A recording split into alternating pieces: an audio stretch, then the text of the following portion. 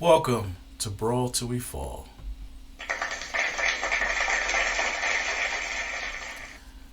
My name is Teo, aka Tony Ant-Man. Also, this is a revised episode of episode 17. Unfortunately, a lot of content that was used, I didn't have permission to use. For that, I apologize first to those content creators and of those stations that I used your content without permission. And it won't happen again. Um, Not only just because it's not the right thing to do, but because it made the show longer than what it is, and the content wasn't the best content. Didn't come out right. And if I was you, I wouldn't have agreed for it to go up anyway. But YouTube did stop it. And I apologize to those fans and those people that are out there that watch this show that saw it and then all of a sudden episode 17 disappeared. For that, I apologize to you as well. From now on, the shows will be back to the two-part AEW on one side, WWE on another side, simply because the show is not only the shows are too long, but there's a lot of editing and a lot of work on my behalf that I wish not to do. Also, at the other end of that stick, there's a lot of people that may watch AEW, don't want to sit all the way through it if they don't watch AEW to get to WWE. So I will keep the two separate. And if time permits, I will add other wrestling shows for those people that are like myself, that are straight wrestling fans that love all the promotions. So, with that being said, we're going to jump right in. This show is going to be a little bit of back and forth because a lot of the show that I did on the episode 17 did not all have content. So, not going to go back over it all. So, I would be editing in and out. You'll see me in on another level, and then you'll see me on this level. So, let's jump into the show, shall we?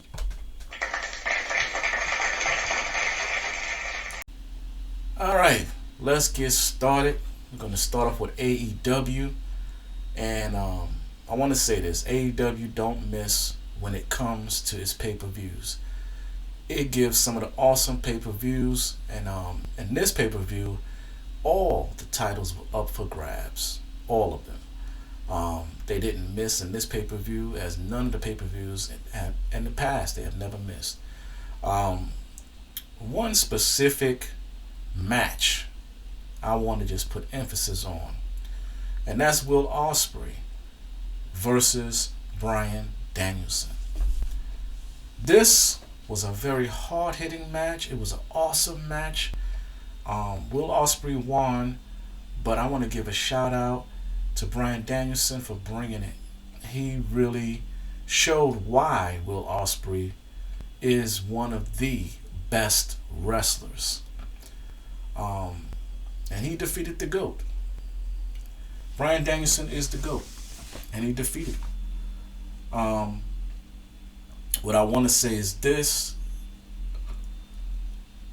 During this match, Bryan Danielson was injured, and I want to send prayers to him and his family and hope he gets well and gets back to the ring soon. Or maybe he'll retire earlier than he expected. So, I don't know.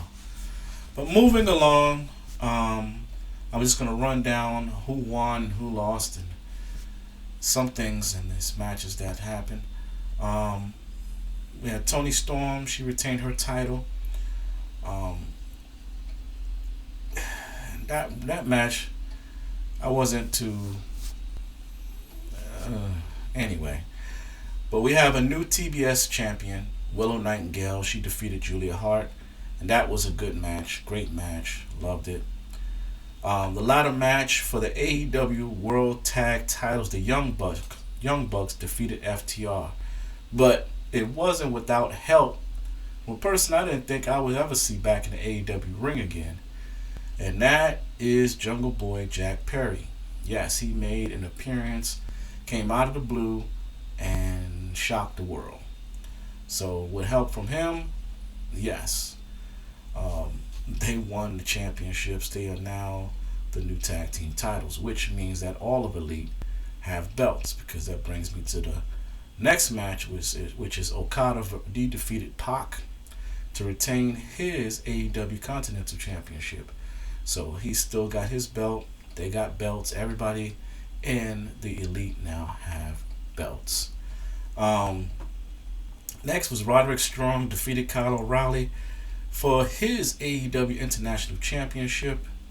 Chris Jericho defeated Hook for the FTW Championship. Like I said, all the titles was on the line, even FTW. But to no avail, Chris Jericho did hit Hook in the head with a bat, with his baseball bat.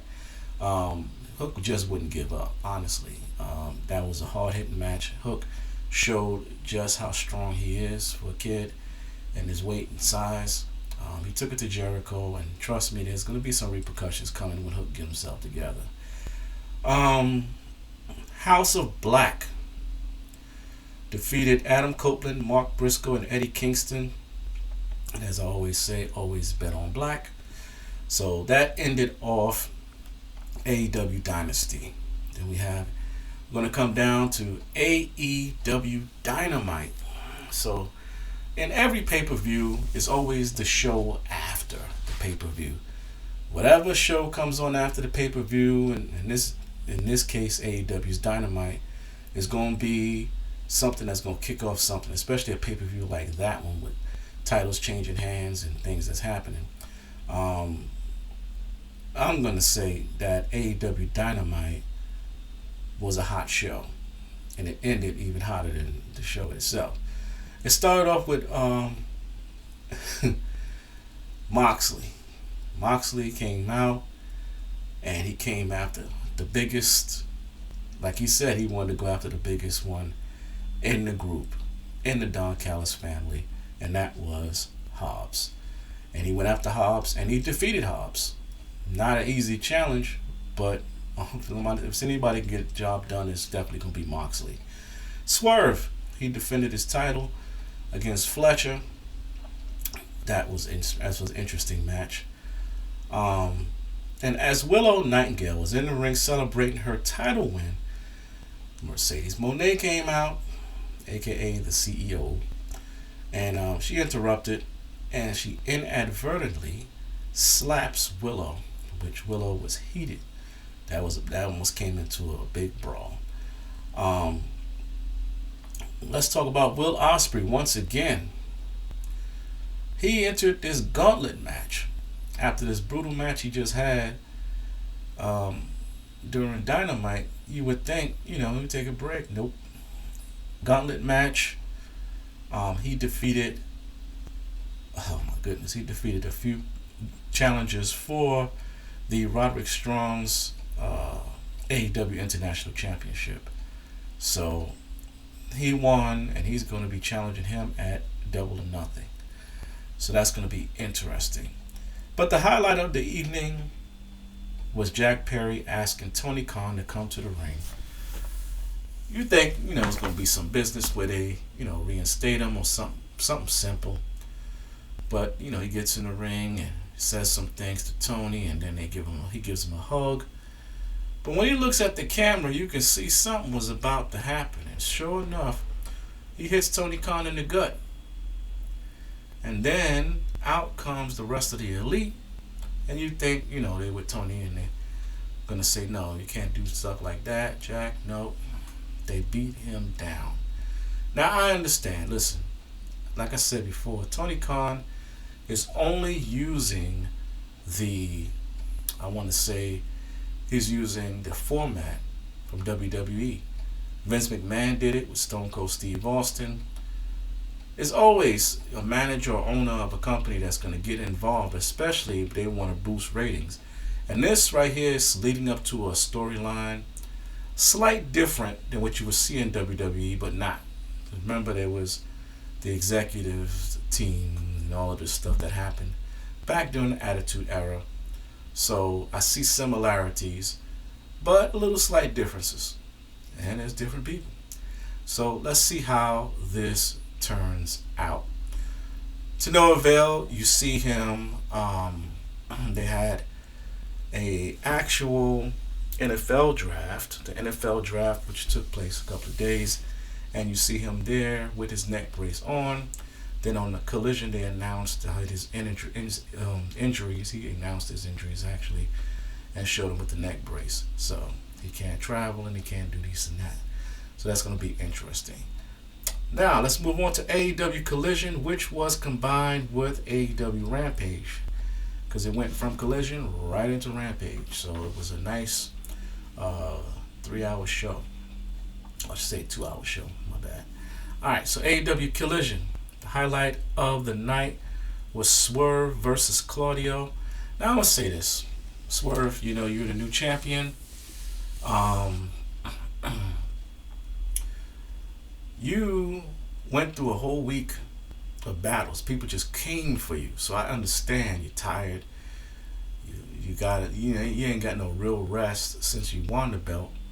And Claudio, I don't take nothing from him. He is a tough opponent. And you did win. But eventually you're going to have to put some more arsenal. Something there that they ain't seen before. You got to pull it out. And I know you can, because I've seen you do some stuff in NXT. Because that match was pretty long. And it looked like you were struggling. But like I said, could be tired. Be a lot of things. I don't know. I'm not a wrestler. But find easier ways. There's a saying, work smart, not hard. Easier way to defeat people. That's all I got for Collision. Other than there was a debut of the Beast Mortos versus Rey Fenix, who actually lost on his debut. Thunder Rosa defeated Deonna Purrazzo, and she got attacked after the match by Deonna. Deonna is showing that she wants to be a villain. Big Bill trying to get into Jericho's learning tree. I don't know, Big Bill, that's not the right direction you might want to go in. But hey, if you want to learn something, Jericho's the person to learn it. Anyway, moving on to AEW Rampage. Listen, I tried to show y'all footage, but the footage was even bloody. It was a very bloody match. This is where the best friends really solidified their end of friendship in this match. It was a parking lot brawl. Trent Beretta versus Chuck Taylor. And when I say brawl, they was brawling until they fell. Yeah, this was a real brawl till we fall moment. No pun intended. But anyway, they fought cars and they used so many different weapons, and it was just ridiculous. But the blood in this match, this was the bloodiest match that I've seen in a minute. I mean, Moxley have had some really bloody matches. In fact, I don't think no match that Moxley ever had didn't have no blood in it. But these guys bled for this company. They bled for AEW. So give it up to those guys, Trent Beretta and Chuck Taylor. They put on a hell of a show. And that's all I got for AEW. Stay tuned after these messages, and we're going to get into WWE and all the things that happened this week on WWE. I'm going to make a statement in the beginning, but just know AEW, as far as I'm concerned, in ratings, they got them beat minus SmackDown. That's all I'm going to say. Alright, stay tuned.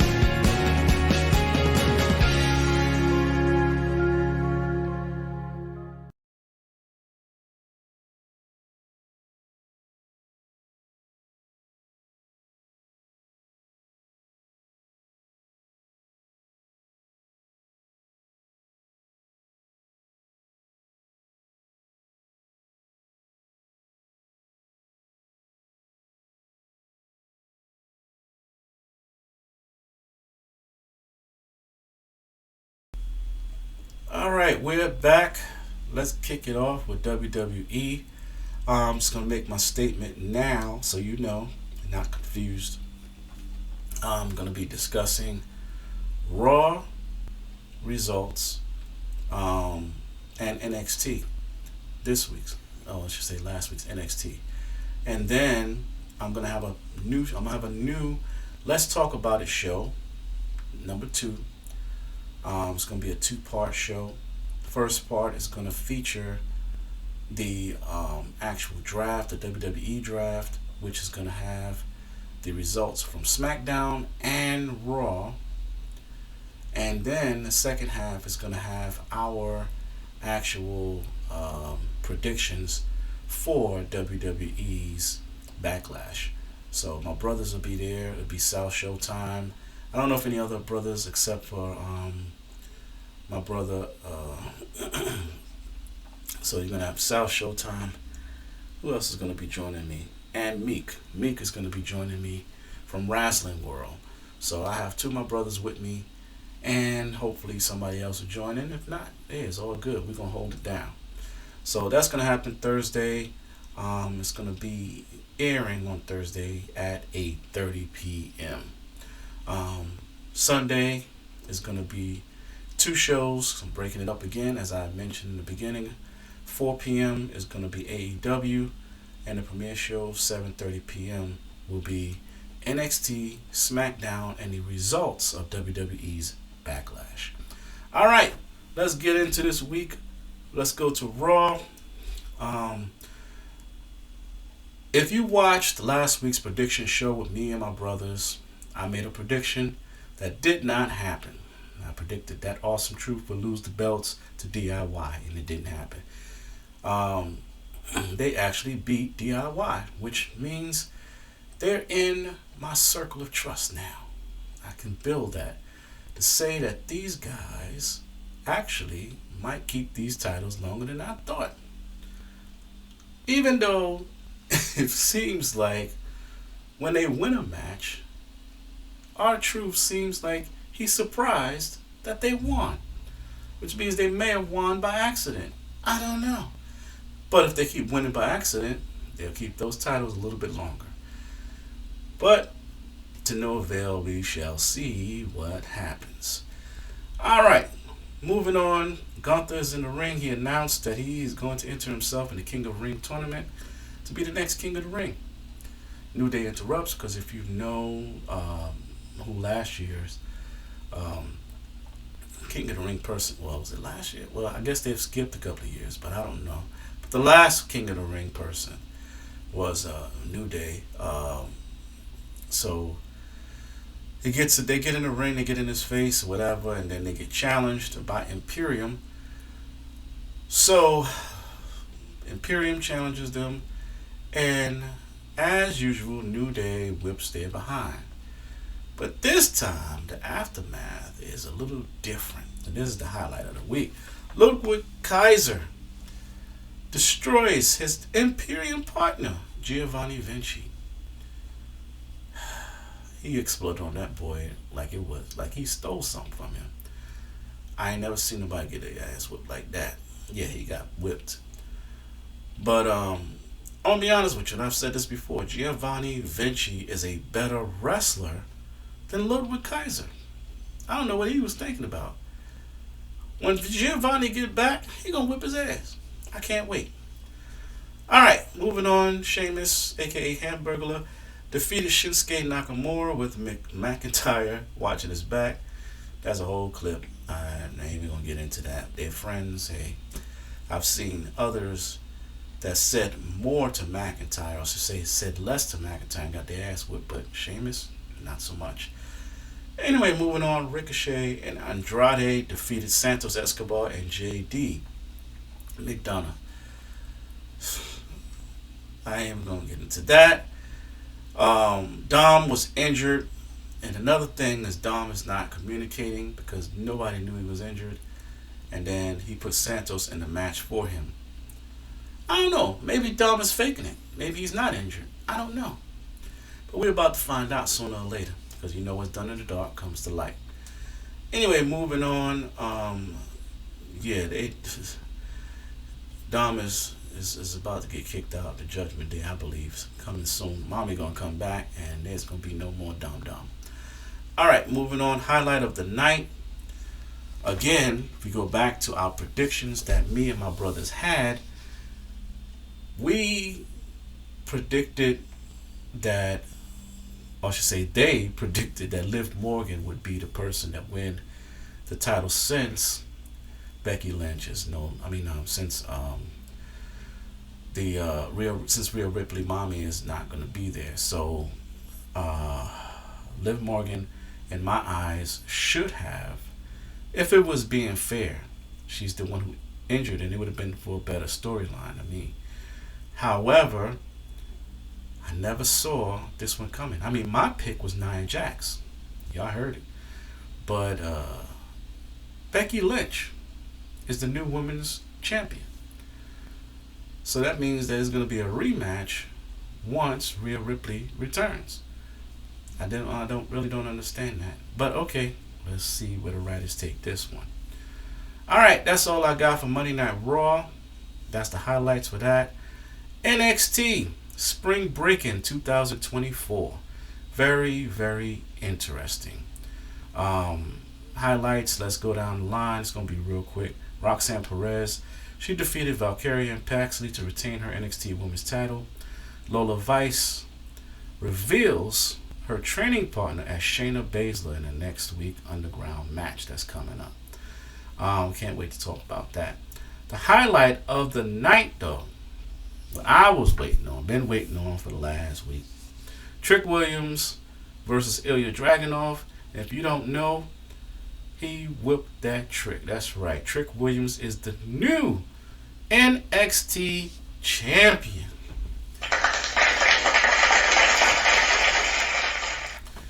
So it is official. Trick is now running things over at NXT. We're going to see what Trick brings as the new champion of WWE and NXT. It's just going to be real interesting. So we're going to see what happened. Like I said, we're going to talk about the drafts from SmackDown and Raw. We're going to do all of that on Thursday night. So stay tuned. Keep watching Brawl till we forward. Thank you for joining us.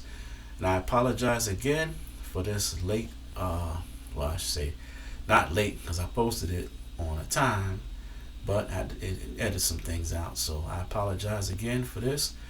But to no avail, at least I came back, I apologized, and put up a new show. So hopefully you enjoy it, and I'll catch you on Thursday. Peace. Thank you again.